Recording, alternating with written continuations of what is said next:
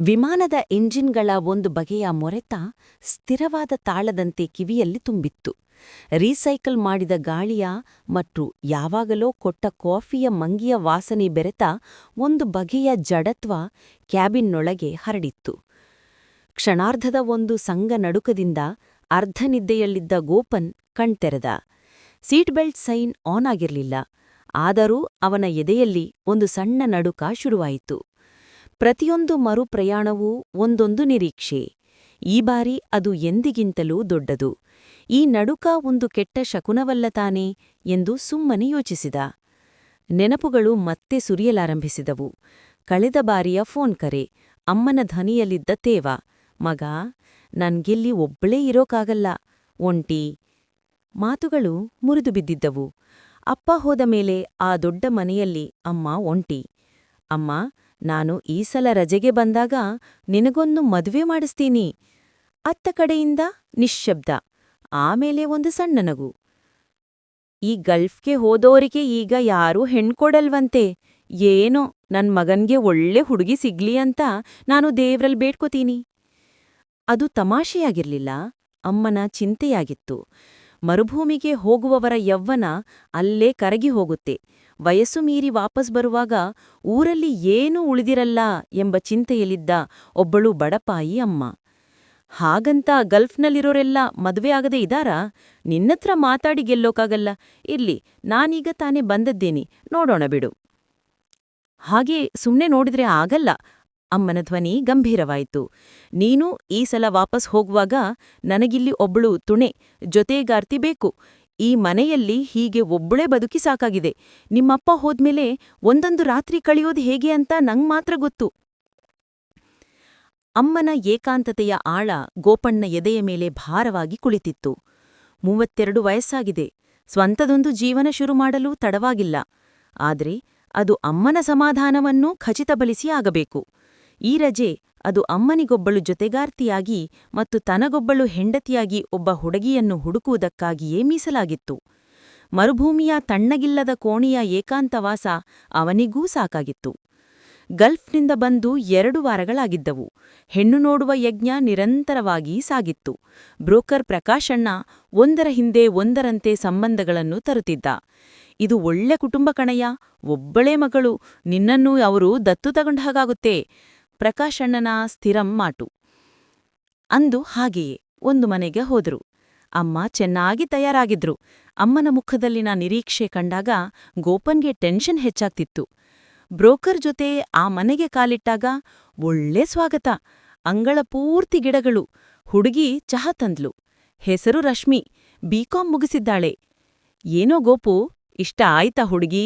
ನೀರ್ಕೊಟ್ಟು ಹೋದಾಳಲ್ಲ? ಎಲ್ಲರೂ ಸರಿದಾಗ ಬ್ರೋಕರ್ ಮೆಲ್ಲಗೆ ಕೇಳಿದ. ಸ್ವಲ್ಪ ಬಣ್ಣ ಕಮ್ಮಿ ಇದ್ರೂ ನಂಗೆ ಇಷ್ಟ ಆಯ್ತು. ಒಳ್ಳೆ ಹುಡುಗಿ ಅಂತ ಅನಿಸುತ್ತೆ. ಹಾಗಾದ್ರೆ ಮಾತಾಡೋದೇನಾದ್ರೂ ಇದ್ರೆ ಮಾತಾಡ್ಕೋ. ಅದೆಲ್ಲ ಈಗ ಬೇಡ, ಆಮೇಲೆ ಮಾತಾಡೋಣ. ಅದೇನೋ ಗೋಪು, ನಿನಗ್ ಬೇಡ ಅಂದ್ರೂ ಅವಳಿಗ್ ಬೇಕಾಗ್ಬಹುದು, ಈಗನ ಕಾಲದ ಹುಡುಗೀರು. ಅದಲ್ಲ, ನಂಗೆ ಹುಡುಗಿ ಇಷ್ಟ ಆಯ್ತು. ಆದ್ರೆ ಅಮ್ಮನಿಗಿಷ್ಟ ಆದ್ರೆ ಮಾತ್ರ ನಾನ್ ಮದ್ವೆ ಆಗೋದು. ಬ್ರೋಕರ್ ಅವನನ್ನೇ ದಿಟ್ಟಿಸಿ ನೋಡಿದ. ಅದೇನಪ್ಪ, ನೀನ ಮದ್ವೆ ಆಗೋದು, ಅಮ್ಮನ? ನಿನ್ಗೆ ಇಷ್ಟ ಆದ್ಮೇಲೆ ಅಮ್ಮನಿಗೇನಂತಿ? ನಾನು ಗಲ್ಫ್ನಲ್ಲಲ್ವೇ, ನಾನು 2 ತಿಂಗಳು ಕಳೆದ್ರೆ ಹೋಗ್ತೀನಿ. ಹಾಗಾಗಿ ಹೆಚ್ಚಾಗಿ ಇರ್ಬೇಕಾದದ್ದು ನನ್ನ ಅಮ್ಮನ ಜೊತೆ. ಆಗ ನನ್ಗಿಂತ ಹೆಚ್ಚಾಗಿ ಇಷ್ಟಾಗ್ಬೇಕಾದದ್ದು ಅಮ್ಮನಿಗಲ್ವೇ? ಪೋಡ, ಈಗನ್ ಕಾಲದಲ್ಲಿ ಯಾರು ಹಾಗೆಲ್ಲ ನೋಡ್ತಾರೆ? ತನ್ನಕ್ ಸರಿ ಹೊಂದುವವರನ್ನು ಮದ್ವೆ ಆಗೋದ್ಬಿಟ್ಟು. ಈಗನ್ ಹುಡುಗಿಯರು ಇದಕ್ಕೆಲ್ಲ ಒಪ್ಪಲ್ಲ. ಅವರಿಗೆ ಮದ್ವೆ ಆದ ತಕ್ಷಣ ಫ್ಲೈಟ್ ಹತ್ಬೇಕು.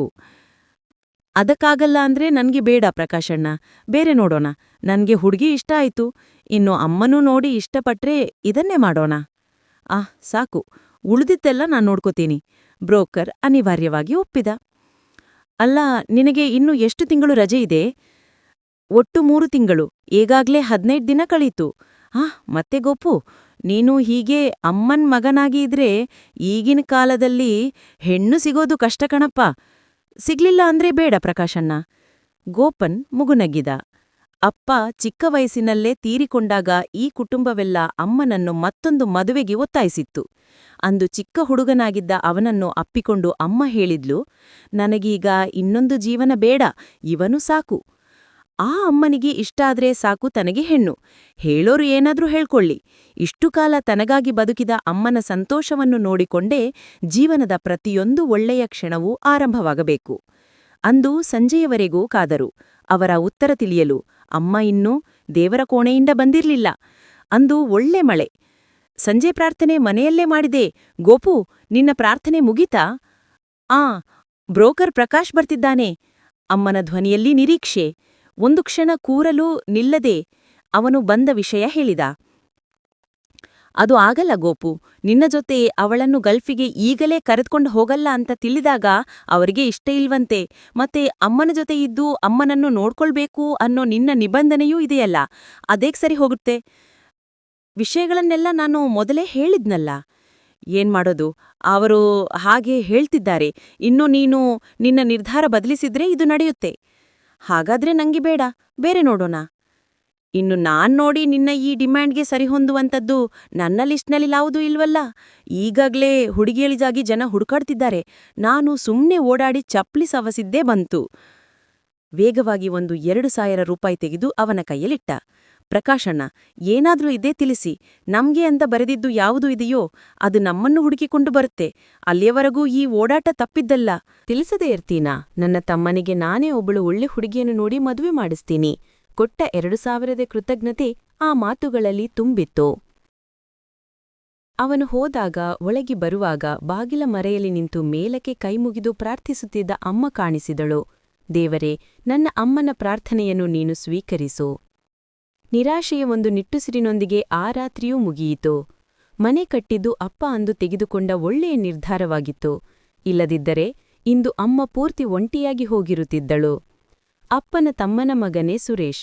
ಅವನಿಗೆ ಬುದ್ಧಿಯಷ್ಟು ಸರಿಯಾಗಿಲ್ಲ. ನನಗಿಂತ 2-3 ವರ್ಷ ದೊಡ್ಡವನು. ಸುರೇಶ್ ಎಂಬ ಹೆಸರು ಅವನ ಭಾಷೆಯಲ್ಲಿ ಸುರು. ಕ್ರಮೇಣ ಎಲ್ಲರೂ ಅದನ್ನೇ ಕರೆಯಲು ಆರಂಭಿಸಿದರು. ಅವನು ಅಮ್ಮನಿಗೆ ದೊಡ್ಡ ಸಹಾಯಕ. ಯಾವಾಗ್ಲೂ ಇಲ್ಲೇ ಇರುತ್ತಾನೆ. ಗೋಪು, ಮದುವೆ ಫಿಕ್ಸ್ ಆಯ್ತಾ? ನಿನ್ನೆಯ ಹೆಣ್ಣು ನೋಡುವ ಚರ್ಚೆ ನಡೆಯುವಾಗ ಏನೂ ಅರಿಯದೆ ಸುರು ಕೇಳಿದ. ಇಲ್ಲ ಕಣೋ, ಫಿಕ್ಸ್ ಆದಾಗ ನಾನೇ ಹೇಳ್ತೀನಿ. ಅವನ ಮುಗ್ಧ ನಗು ಮತ್ತು ಮಾತು ಅಮ್ಮನ ಏಕಾಂತತೆಗೆ ದೊಡ್ಡ ಸಮಾಧಾನ. ಗೋಪನಿಲ್ಲದಾಗ ಅಮ್ಮನಿಗೆ ಸುರುನೇ ಜೊತೆಗಾರ.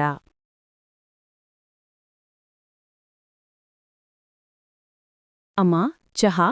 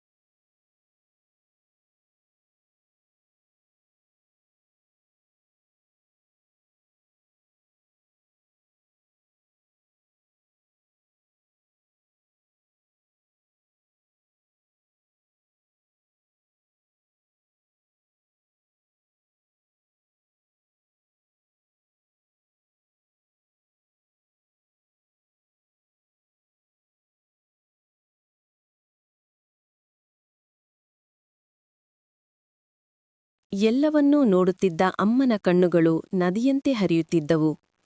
ಅಮ್ಮನ ಕಣ್ಣುಗಳು ಹೀಗೆ ತುಂಬಿರುವುದನ್ನು ಗೋಪನ್ ಇತ್ತೀಚೆಗೆ ಕಂಡಿರಲಿಲ್ಲ. ಅವನು ಅಮ್ಮನ ಹೆಗಲ ಮೇಲೆ ಕೈಯಿಟ್ಟ. ಅಮ್ಮ, ಏನಾಯಿತು? ಅಮ್ಮ ಅವನ ಕೈಯನ್ನು ಗಟ್ಟಿಯಾಗಿ ಹಿಡಿದಳು. ನಾನು ಹೀಗೆಯೇ ಇದ್ದೆ ಕಣೋ. ನಿನ್ನಪ್ಪ ಹೋದಾಗ ನಿನ್ನನ್ನು ಸೊಂಟದಲ್ಲಿ ಕಟ್ಟಿಕೊಂಡು ನಾನು ಹೀಗೆಯೇ ಕಷ್ಟಪಟ್ಟೆ. ಸಂಬಂಧಿಕರು ಕೂಡ ನನಗೆ... ಆ ಜನಸಂದಣಿಯ ನಡುವೆಯೇ ಗೋಪನ್ ಅಮ್ಮನನ್ನು ಅಪ್ಪಿಕೊಂಡ. ಅಮ್ಮನ ಹೃದಯ ಇದುಪೋಲೆ ಇದೇ ರೀತಿ ಎಷ್ಟೋ ನೋವುಗಳನ್ನು ಸಹಿಸಿಕೊಂಡಿರಬಹುದು.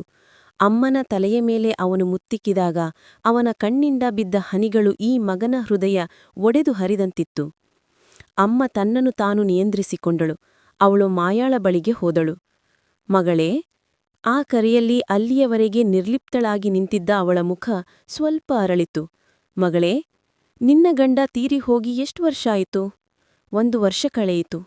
ನನ್ನ ಮಗಳು ಇನ್ನಷ್ಟು ದೊಡ್ಡವಳಾಗಿದ್ದರೆ ಏನಾದ್ರೂ ಕೆಲಸ ಮಾಡಿಕೊಂಡು ಬದುಕಬಹುದಿತ್ತು. ಈಗ ಮಲತಾಯಿಗೆ ಹಾಗೆಯೇ ನಮ್ಮನ್ನು ಕಂಡರೆ ಆಗಲ್ಲ. ಮಗಳನ್ನು ಇಲ್ಲಿ ಒಬ್ಬಳನ್ನೇ ಬಿಟ್ಟು ಕೆಲಸಕ್ಕೆ ಹೋಗಲೂ ಭಯ. ಹಾಗಾದ್ರೆ ಯಾವುದಾದ್ರೂ ಮದುವೆಗೆ ಒಪ್ಪಿಕೊಳ್ಳಬಹುದಲ್ಲವೇ? ಹೀಗೆ ನಿಲ್ಲುವುದಕ್ಕಿಂತ ಅದೇ ವಾಸಿ ಅಂತ ಅನಿಸಿದೆ. ಆದ್ರೆ ನನಗಿಂತ ಇಮ್ಮಡಿ ವಯಸ್ಸಾದವರ ಆಸೆಗಳನ್ನು ತೀರಿಸುವ 2ನೇ ಹೆಂಡತಿಯಾಗುವುದಕ್ಕಿಂತ ಈ ಮಲತಾಯಿಯ ಬೈಗುಳ ಕೇಳುವುದೇ ವಾಸಿ ಎನಿಸಿತು. ಕಣ್ರಾ ಅವಳ ಮೊಸಳೆ ಕಣ್ಣೀರು, ಒಳಗೆ ನಡಿ.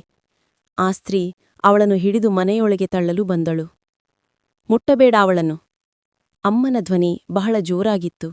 ಜನಸಂದಣಿ ಒಂದು ಕ್ಷಣ ನಿಶ್ಶಬ್ದವಾಯಿತು. ಅಮ್ಮ ಅವಳ ಕೈಯಿಂದ ಆ ಮಗುವನ್ನು ತನ್ನ ಕೈಗೆ ತೆಗೆದುಕೊಂಡಳು. ಬೇಡ, ಮೈಮೇಲೆ ಕೊಳೆಯಾಗಿದೆ ಎಂದು ಅವಳು ಹೇಳುತ್ತಲೇ ಇದ್ದಳು. ಇದ್ದ ಅಷ್ಟೂ ಕೂದಲನ್ನು ಒಂದು ಹೂವಿನಂತೆ ಮೇಲೆ ಕಟ್ಟಿ ಬಣ್ಣ ಮಾಸಿದ ಚಿಕ್ಕದಾದ ಉಡುತು ಧರಿಸಿದ್ದ ಆ ಸುಂದರಿ ಮಗು ಅಮ್ಮನ ಕೈಯಿಂದ ನನ್ನನ್ನು ಎತ್ತಿಕೊಳ್ಳಿ ಎನ್ನುವಂತೆ ಗೋಪನ್ನತ್ತ ಜಿಗಿಯಿತು. ಗೋಪನ್ ಅವಳನ್ನು ಎತ್ತಿಕೊಂಡ. ಮುಖದ ಮೇಲೆಲ್ಲ ಕಪ್ಪು ಮೆತ್ತಿಕೊಂಡಿತ್ತು. ಅವನ ಹತ್ತಿರ ಬಂದಾಗ ಆ ಪುಟ್ಟ ಮುಖದಲ್ಲಿ ನಗು ಅರಳಿತು. ಅವನು ಟೀ ಶರ್ಟನ್ನು ಅವಳು ವಾಸನೆ ನೋಡಿದಳು. ತನ್ನ ಪುಟ್ಟ ಮೂಗನ್ನು ಮತ್ತಷ್ಟು ಅರಳಿಸಿ ಅವಳು ಮತ್ತೆ ಮತ್ತೆ ವಾಸನೆ ನೋಡಿದಳು. ನನಗೊಂದು ಉಮ್ಮ ಕೊಡು. ಉಮ್ಮ ಕೊಟ್ಟ ನಂತರ ನಾಚಿಕೆಯಿಂದ ನಕ್ಕಳು. ಏನು ಮೋಳಿನ ಹೆಸರು? ನನ್ನ ಹೆಸರು ಅನು. ನನ್ನ ಅಮ್ಮ ನನ್ನನ್ನು ಚಿನ್ನ ಅಂತ ಕರೀತಾಳೆ. ನಮ್ಮ ಜೊತೆ ಬರ್ತೀಯಾ ಅನುಕುಟ್ಟಿ? ಅನುಮಗು. ನಾನು ಬರ್ತೀನಿ. ಗೋಪನ್ ಆ ಪುಟ್ಟ ಸುಂದರಿಯೊಂದಿಗೆ ಕಾರಿನಲ್ಲಿ ಬಂದು ಕುಳಿತ. ಅವಳು ಮೊದಲ ಬಾರಿ ಕಾರು ಹತ್ತಿದವಳಂತೆ ಆಶ್ಚರ್ಯದಿಂದ ಸುತ್ತಲೂ ನೋಡಿದಳು. ಮನೆಗಳಿಗೆ ಕೊಡಲು ತಂದಿದ್ದ ಚಾಕ್ಲೇಟ್ ಬಾಕ್ಸನ್ನು ಆ ಪುಟ್ಟ ಕೈಗಳಿಗೆ ನೀಡಿದಾಗ ಇದು ನಿಜವೂ ಕನಸೋ ತಿಳಿಯದೆ ಆ ಪುಟ್ಟ ಮನಸ್ಸು ಆಶ್ಚರ್ಯಚಕಿತವಾಯಿತು. ಅಲ್ಲಿಯವರೆಗೆ ಗೋಪನ್ನ ಕಾರಿನ ಬಳಿ ನಿಂತಿದ್ದ ಸುರು ಚಾಕ್ಲೇಟ್ ಪ್ಯಾಕೆಟ್ ಕೊಟ್ಟ. ಅಷ್ಟರಲ್ಲಿ ಅಮ್ಮ ಮಾಯಾಳ ಅಪ್ಪನನ್ನು, ಅಲ್ಲಿ ನೆರೆದಿದ್ದ ಹಿರಿಯರನ್ನು ಬದಿಗೆ ಕರೆದು ಮಾತನಾಡಲು ಆರಂಭಿಸಿದಳು. ಕೆಲವು ಸಮಯಗಳಲ್ಲಿ ಹಾಗೆಯೇ ಅಮ್ಮ, ಒಬ್ಬ ಗಂಡಸಿನ ಗಟ್ಟಿತನ ಅವಳಲ್ಲಿ ಬರುತ್ತದೆ. ಆ ಹುಡುಗಿಯ ವಿಷಯದಲ್ಲಿ ಇಂದೊಂದು ನಿರ್ಧಾರ ಮಾಡಿಯೇ ಅಮ್ಮ ವಿರಮಿಸುವುದು. ಈಗ ಅಮ್ಮ ಮಾಯಾಳೊಂದಿಗೆ ಮಾತನಾಡುತ್ತಿದ್ದಾಳೆ. ನನ್ನ ಹತ್ರ ಒಬ್ಬ ಹುಡುಗ ಇದ್ದಾನೆ. ಇನ್ನೂ ಮದುವೆಯಾಗಿಲ್ಲ. ಮಗಳಿಗೆ ಸಮ್ಮತವಾದರೆ ನಾವು ಆಲೋಚಿಸಬಹುದು. ಅದಕ್ಕೆ ಅವರಿಗೆ ನಾನು ಇಷ್ಟವಾಗುತ್ತೇನಾ? ನಾನೊಬ್ಬಳು ವಿಧವೆ. ನನಗೊಬ್ಬಳು ಮಗಳಿದ್ದಾಳೆ. ಇದೆಲ್ಲಾ ತಿಳಿದು ನನ್ನನ್ನೂ ನನ್ನ ಮಗುವನ್ನು ಸ್ವೀಕರಿಸಲು ತಯಾರಾಗಿ ಒಬ್ಬರು ಬಂದರೆ ಅವರಲ್ಲಿ ಏನೋ ಕೊರತೆ ಇರಬಹುದು. ಆದರೂ ನಾನು ಸ್ವೀಕರಿಸುತ್ತೇನೆ. ಆದ್ರೆ ಅವರ ಮನೆಯವರ ಸಮ್ಮತದಿಂದ ಮನಸಾರಿ ಇಷ್ಟಪಟ್ಟು ನನ್ನನ್ನು ಮದುವೆಯಾಗಬೇಕು. ನನ್ನ ಶರೀರವನ್ನು ಮಾತ್ರ ಬಯಸಿಯಲ್ಲ. ಇದೆಲ್ಲವನ್ನೂ ಒಪ್ಪಿಕೊಂಡ ಒಬ್ಬ ಹುಡುಗ ಇದ್ದಾನೆ. ಅದಕ್ಕೆ ಅವನು ನನ್ನನ್ನು ನೋಡಿಲ್ಲವಲ್ವಾ? ಅವನು ನೋಡಿದ್ದಾನೆ. ನಿನಗೆ ಇಷ್ಟವಾಯಿತೋ ಇಲ್ಲವೋ ತಿಳಿಯದು. ಅವನಿಗೆ ನನ್ನ ಇಷ್ಟವೇ ದೊಡ್ಡದು. ನನಗೆ ಇಷ್ಟವಾದ್ರೆ ಸಾಕು. ಮಗಳಿಗೆ ಆ ಹುಡುಗನ್ನ ನೋಡಬೇಕಾ? ಬೇಡ. ಅಂಥ ಒಬ್ಬನನ್ನು ನಾನು ಮನಸಾರೆ ಸ್ವೀಕರಿಸಿದ್ದೇನೆ. ಇನ್ನು ಅವನಿಗೆ ಎಂಥದ್ದೇ ಕೊರತೆ ಇರಲಿ. ಯಾರೋ ದಡ್ಡ ಇರಬೇಕು, ಇಲ್ಲದಿದ್ರೆ ಯಾರು? ಗುಂಪಿನಲ್ಲಿ ಯಾರೋ ಹೇಳಿದ್ರು. ಅಮ್ಮ ಕಾರನ್ನು ನೋಡುತ್ತಿದ್ದಾಳೆ. ಸುರು ಚಾಕ್ಲೇಟ್ ಪ್ಯಾಕೆಟ್ನೊಂದಿಗೆ ಕಾರಿನ ಹೊರಗೆ ನಿಂತು ಕೈ ಬೀಸಿ ತೋರಿಸಿದ. ಅಲ್ಲಿ ನೆರೆದಿದ್ದವರು ಎಲ್ಲರೂ ಹೊಸ ಹುಡುಗನನ್ನು ಕಂಡ್ರು. ಸುರು ಆಗಲೂ ನಗುತ್ತಲೇ ಇದ್ದ. ಆ ದಡ್ಡನಾದ್ರೆ ದಡ್ಡ. ಇಲ್ಲಿನ ಶನಿ ತೊಲಗಿದರೆ ಸಾಕು. ಮಲತಾಯಿಯ ಮುಖದಲ್ಲೂ ಒಂದು ರೀತಿಯ ಕುಹಕ ನಗು ಮೂಡಿತು. ಮಾಯಾಳ ಮುಖದಲ್ಲಿ ಸಟ್ಟು ಮುನ್ಕಂಡ ಸಣ್ಣ ನಿರೀಕ್ಷೆಯೂ ಮಾಯವಾಗಿತ್ತು. ಅವಳು ತಲೆ ತಗ್ಗಿಸಿದಳು. ಆದರೂ ಈ ನರಕದಿಂದ ಬಿಡುಗಡೆ ಅದು ಸುರುವಿನಿಂದಾದ್ರೆ ಹಾಗೆಯೇ ಆಗಲಿ. ಅವಳು ನಿಶ್ಶಬ್ದಳಾಗಿ ವಿಧಿಯನ್ನು ಶಪಿಸಿದಳು. ಅಮ್ಮ ಗೋಪನ್ನ ಬಳಿಗೆ ಬರುತ್ತಿದ್ದಾಳೆ. ಮುಖದಲ್ಲಿ ದೃಢ ನಿರ್ಧಾರ ಕಾಣಿಸುತ್ತಿದೆ. ಅಮ್ಮ, ಎಲ್ಲಾ ನಿರ್ಧಾರವಾಯಿತೇ? ಆ ನಾವಿವರನ್ನು ನಮ್ಮ ಮನೆಗೆ ಕರೆದುಕೊಂಡು ಹೋದ್ರೆ ಹೇಗೆ? ಅದಕ್ಕೆ ಅವಳು ಒಪ್ಪುತ್ತಾಳಾ? ನಿನ್ನ ಪ್ಲಾನ್ ರೆಡಿ ಇದೆಯಾ? ಹಾಗಾದ್ರೆ ಅವರನ್ನೂ ಕರೆದುಕೊಂಡು ಬೇಗ ಬಂದು ಗಾಡಿಯಲ್ಲಿ ಕೂರು. ಹಾಗೆ ಹೇಗೆ? ನೀನು ಇಲ್ಲಿ ಬಾ. ಸುರು ಮತ್ತು ಗೋಪನ್ ಬರುವುದನ್ನು ಕಂಡು ಜನರು ದಾರಿ ಬಿಟ್ಟರು. ಸುರುವಿಗೆ ಯಾರೋ ಕುರ್ಚಿ ಎಳೆದು ಹಾಕಿಕೊಟ್ಟರು. ಅದನ್ನು ಕಂಡು ಅವನ ಮುಖದಲ್ಲಿ ಒಂದು ವಿಶೇಷ ಭಾವ. ಏನೂ ಅರ್ಥವಾಗದಿದ್ದರೂ ಸುರು ಗಂಭೀರವಾಗಿ ಕುಳಿತ. ಜನರ ನಡುವಿನಿಂದ ಅಲ್ಲಿನ ಒಬ್ಬ ಹಿರಿಯ ವ್ಯಕ್ತಿ ಮುಂದೆ ಬಂದ. ಕತ್ತಿನಲ್ಲಿದ್ದ ಮಾಲೆಯನ್ನು ಅಮ್ಮ ಬಿಚ್ಚುವುದನ್ನು ಕಂಡಾಗ ಗೋಪನ್ಗೆ ನಿಜಕ್ಕೂ ಆಘಾತವಾಯಿತು. ಗಲ್ಫಿನಿಂದ ಬಂದಾಗ ಅಮ್ಮನಿಗಾಗಿ ತಂದಿದ್ದದ್ದು 6 ಪವನ್ ಅಥವಾ ತೂಕ ಇರುವ ಆ ಮಾಲೆ. ಈ ಅಮ್ಮ ಏನು ಮಾಡಲು ಹೊರಟಿದ್ದಾಳೆ? ಇರಲಿ ಬಿಡು, ನಮ್ಮ ಸುರುವಿನ ಹೆಣ್ಣಿಗಾಗಿಯೇ ಅಲ್ಲವೇ? ಗೋಪನ್ ಮನಸ್ಸಿಗೆ ಸಮಾಧಾನ ಹೇಳಿಕೊಂಡ. ಅಮ್ಮನ ಈ ದಾನಶೀಲತೆ ಫಲಪೊಳ್ಳೊಂ ಹಲವು ಬಾರಿ ಅವನಿಗೊಂದು ಭಯವನ್ನು ತರಿಸುತ್ತಿತ್ತು. ಒಂದು ರಿಜಿಸ್ಟರ್ ಹಿಡಿದು ನಿಂತಿದ್ದ ವ್ಯಕ್ತಿ ಮಾಯಾಳ ಅಪ್ಪನನ್ನು ಅಲ್ಲಿ ಕೂರಿಸಿದ. ಅಣುಲನ್ನು ಎತ್ತಿಕೊಂಡಿದ್ದ ಗೋಪನ್ನ ಕೈಯಿಂದ ಅಮ್ಮ ಅವಳನ್ನು ತೆಗೆದುಕೊಂಡಳು. ಎನ್ನಿಟ್ಟು ಆ ನಂತರ ಆ ದೊಡ್ಡ ಮಾಲೆಯನ್ನು ಅವನ ಕೈಗೆ ಕೊಟ್ಟಳು. ಅಲ್ಲಿಯವರೆಗೆ ನಿಶ್ಶಬ್ದವಾಗಿದ್ದ ಜನಸಮೂಹಕ್ಕೆ ಕೇಳಿಸುವಂತೆ ಅಮ್ಮ ಜೋರಾಗಿ ಹೇಳಿದಳು, ಇವನೇ ನಾನು ಹೇಳಿದ ಹುಡುಗ, ನನ್ನ ಮಗ ಗೋಪನ್. ದೇವರೇ, ಒಂದು ಕ್ಷಣ ಗೋಪನ್ ಸ್ತಬ್ಧನಾದ. ಇದೇನಾ ಅಮ್ಮ ನಿರ್ಧರಿಸಿದ್ದು? ಮಲತಾಯಿಯ ಮುಖದ ನಗು ಮಾಯವಾಯಿತು. ಸುರು ಆಗಲೂ ಏನೂ ಪುರಿಯಾದೆ, ಅರ್ಥವಾಗದೆ ನೋಡುತ್ತಾ ನಿಂತಿದ್ದ. ಗೋಪನ್ ತಬ್ಬಿಬ್ಬಾಗಿ ಮಾಯಾಳನ್ನು ನೋಡಿದ. ಆ ಕಣ್ಣುಗಳಿಗೂ ನಂಬಲಾಗದಂತೆ ಅವಳು ಅವನನ್ನೇ ದಿಟ್ಟಿಸಿ ನೋಡುತ್ತಿದ್ದಳು. ಅವನು ಅವಳನ್ನು ಸರಿಯಾಗಿ ನೋಡಿದ. ಬಡತನದ ಕರಾಳ ಹಸ್ತಗಳಿಗೂ ಅಳಿಸಲಾಗದ ಅವಳ ಸುಂದರ ಮುಖ, ಸಾವಿರಾರು ಜೀವನಾನುಭವಗಳನ್ನು ಅಡಗಿಸಿಟ್ಟುಕೊಂಡ ಅವಳ ಸುಂದರ ಕಣ್ಣುಗಳು. ಗೋಪನ್ ಅಮ್ಮನ ಮುಖ ನೋಡಿದ. ಆ ಮುಖದಲ್ಲಿ ಒಂದು ಪುಂಜಿರಿಯುಂ ಮತ್ತು ಸಮ್ಮತ ತಾನೆ ಎಂಬ ಒಂದು ಪ್ರಶ್ನೆಯೂ ಇತ್ತು. ಅವನು ತಲೆಯಾಡಿಸಿದ. ಆ ಮಾಲೆಯನ್ನು ಅವನು ಮಾಯಾಳ ಕುತ್ತಿಗೆಗೆ ಹಾಕಿದ. ಊರಿನವರನ್ನೂ ಸಂಬಂಧಿಕರನ್ನು ಕರೆದು ಒಳ್ಳೆಯ ಔತಣವೆನ್ನೋ ಕೊಟ್ಟರೂ, ಆದರೆ ಇಷ್ಟೂ ಒಳ್ಳೆಯ ಹುಡುಗನಿಗೆ ನಡುರಸ್ತೆಯಲ್ಲಿ ನಿಲ್ಲಿಸಿ ಮದುವೆ ಮಾಡಿಸಿದ್ದಕ್ಕೆ ಅಮ್ಮ ಈಗಲೂ ಬೈಗಳು ಕೇಳುತ್ತಲೇ ಇದ್ದಾಳೆ. ದಾರಿಯಲ್ಲಿ ಕಂಡವಳನ್ನೂ ಮನೆಗೆ ಸೇರಿಸಿಕೊಂಡಳು. ಏನೋ ದೋಷ ಇರಬೇಕು ಆ ಹೆಣ್ಣಿಗೆ. ಹೀಗೆ ಹಲವಾರು ಪಿಸುಮಾತುಗಳನ್ನು ಅಮ್ಮ ಕೇಳಿದಳು. ಆದರೆ ಅಮ್ಮ ಕುಗ್ಗಲಿಲ್ಲ. ನಾನೂ ನನ್ನ ಮಗನೂ ಯಾರ ಜೀವನವನ್ನೂ ಹಾಳು ಮಾಡಿಲ್ಲ. ನನ್ನಂತೆಯೇ ಇದ್ದ ಒಗ್ಗ ಹುಡುಗಿಯನ್ನು ಜೀವನಕ್ಕೆ ಕೈಹಿಡಿದು ಮೇಲೆತ್ತಿದ್ದೇವೆ. ಅದಕ್ಕೆ ನನ್ನ ಚಿನ್ನದ ಮಗ ನನ್ನ ಜೊತೆ ನಿಂತ. ನೀವು ಏನಾದರೂ ಹೇಳಿಕೊಳ್ಳಿ, ಆದರೆ ಜೀವನ, ಅದನ್ನು ಅನುಭವಿಸಿದವರಿಗೆ ಮಾತ್ರ ಗೊತ್ತು. ಎಲ್ಲರ ಮುಂದೆಯೂ ಅಮ್ಮ ತಲೆ ಎತ್ತಿಯೇ ನಿಂತಳು. ಮಾಯಾಳನ್ನೂ ಅಣುಲನ್ನೂ ಅವರು ಮನೆಗೆ ಕರೆದುಕೊಂಡು ಬಂದರು. ಕಾರು ಹತ್ತುವಾಗ ಮಾಯಾಳ್ ಒಂದು ಅಕ್ಷರವನ್ನೂ ಮಾತಾಡಲಿಲ್ಲ. ಅವಳು ಇನ್ನೂ ನಡೆದದ್ದನ್ನು ನಂಬಲಾಗದೇ ಕುಳಿತಿದ್ದಳು. 2 ತಿಂಗಳಾಗಿವೆ. ಅನ್ನು ಮತ್ತು ಅವಳ ಅಮ್ಮ ಮಾಯಾಳ್ ಈಗ ಅವರ ಸ್ವಂತದವರಾಗಿದ್ದಾರೆ. ಇಂದು ಅವರನ್ನು ಕಂಡರೆ ಹಳೆಯ ರೂಪವನ್ನು ಗುರುತಿಸಲು ಸಾಧ್ಯವಿಲ್ಲ. ಎಷ್ಟು ಬೇಗ ಅವರು ಬದಲಾಗಿದ್ದಾರೆ. ಒಬ್ಬ ಮನುಷ್ಯನ ಸೌಂದರ್ಯ ಮತ್ತು ಆರೋಗ್ಯ ಅವರಿಗೆ ಸಿಗುವ ಪ್ರೀತಿ ಮತ್ತು ಮನಶ್ಶಾಂತಿಯನ್ನು ಅವಲಂಬಿಸಿರುತ್ತದೆ. ಬಂದ ದಿನದಿಂದಲೇ ಅನು ಮಗು ಗೋಪನ್ನವಳಾದಳು. ಅವನೇ ಅವಳ ಅತಿದೊಡ್ಡ ಜೊತೆಗಾರ. ಆಟೆಗಳೂ ಚಾಕ್ಲೇಟುಗಳಿಂದ ಅವನು ಅವಳ ಪುಟ್ಟ ಮನಸ್ಸನ್ನು ಗೆದ್ದುಕೊಂಡ. ಭಯದಿಂದ ಆ ಮನೆಗೆ ಕಾಲಿಟ್ಟ ಮಗು ಈಗ ಆ ಮನೆಯನ್ನು ತನ್ನ ನಗುವಿನಿಂದ ತುಂಬಿಸುತ್ತಿದ್ದಾಳೆ. ಅಪ್ಪ ಎಂದು ಕರೆದು ಗೋಪನ್ ಬರುವಷ್ಟರಲ್ಲಿ ಓಡಿಬರುವ ಅಣ್ಣು ಈಗ ಆ ಮನೆಯ ಐಶ್ವರ್ಯ. ಸುರುವಿನ ಅತಿ ಹತ್ತಿರದ ಗೆಳತಿಯೂ ಅವಳೇ. ಆದರೆ 1 ತಿಂಗಳ ನಂತರವೇ ಮಾಯಾಳ್ ನಿಜವಾಗಿಯೂ ಗೋಪನಿಗೆ ಸ್ವಂತವಾದಳು. ಮೊದಲ ರಾತ್ರಿ ಮತ್ತು ಅದರ ನಂತರದ ಹಗಲುಗಳಲ್ಲಿ ಅವಳು ದೂರವೇ ಉಳಿದಳು. ಗೋಪನ್ ಅವಳಿಗೆ ಸಮಯ ಕೊಟ್ಟ. ಒಂದು ರಾತ್ರಿ ಅವನು ಮಲಗಲು ಮಲಗಿದ್ದಾಗ ಅವಳು ಮೆಲ್ಲಗೆ ಹೇಳಿದಳು, ನಾನು ನಿಜವಾಗಿಯೂ ಪ್ರಯತ್ನಿಸುತ್ತಿದ್ದೇನೆ, ಆದರೆ ಆಗುತ್ತಿಲ್ಲ. ನನಗೆ ನಿಮ್ಮ ಇಷ್ಟಗಳನ್ನು ಪೂರೈಸಲು ತುಂಬಾ ಆಸೆಯಿದೆ. ಆದರೆ ನನ್ನ ಭೂತಕಾಲ, ನನಗೆ ಇನ್ನೂ ಸ್ವಲ್ಪ ಸಮಯ ಬೇಕು. ಅವಳ ಕಣ್ಣುಗಳು ತುಂಬಿದ್ದವು. ಅವಳ ಅಸಹಾಯಕತೆ ಅವನಿಗೆ ಅರ್ಥವಾಗಿತ್ತು. ಮಾಯಾಳ್, ನನಗೆ ಗೊತ್ತು. ನಿನ್ನ ಮನಸ್ಸು, ಪರಿಸ್ಥಿತಿ ನನಗೆ ಅರ್ಥವಾಗುತ್ತದೆ. ಒಂದು ನೋಟದಿಂದಾಗಲಿ ಮಾತಿನಿಂದಾಗಲಿ ನಾನು ನಿನ್ನನ್ನು ಒತ್ತಾಯಿಸುವುದಿಲ್ಲ.